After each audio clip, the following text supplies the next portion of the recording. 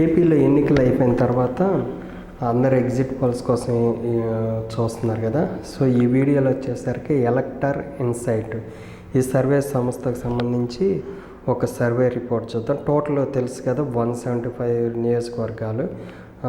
Others వచ్చేసరికి 0 నుండి 1, వైఎస్ఆర్సీపీ 70 ± 13.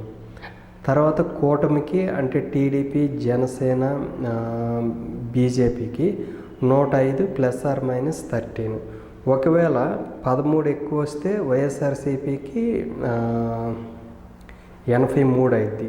అప్పుడు టీడీపీకి ఇక్కడ 13 తగ్గుతాయి కదా. తగ్గినప్పుడు ఎంత? అప్పుడు 92 సీట్లు వస్తాయి. అంటే అధికారం కూటమి దాన్ని ఇచ్చారు. ఒకవేళ ±13లో 13 సీట్లు టీడీపీకే పడితే 118 సీట్లు వస్తాయి. ఒకవేళ ఇక్కడ మళ్ళీ 13 సీట్లు తగ్గితే 57కి పడిపోద్ది వైఎస్ఆర్సీపీ. సో ఈ ప్రకారం చూస్తే కూటమికే మళ్ళీ అధికారం అనేది ఈ సర్వే సంస్థ అయితే ఇచ్చింది. బట్ ఇది ఎంతవరకు రియాలిటీకి దగ్గర ఉండిద్ది అనేది చూడాలి.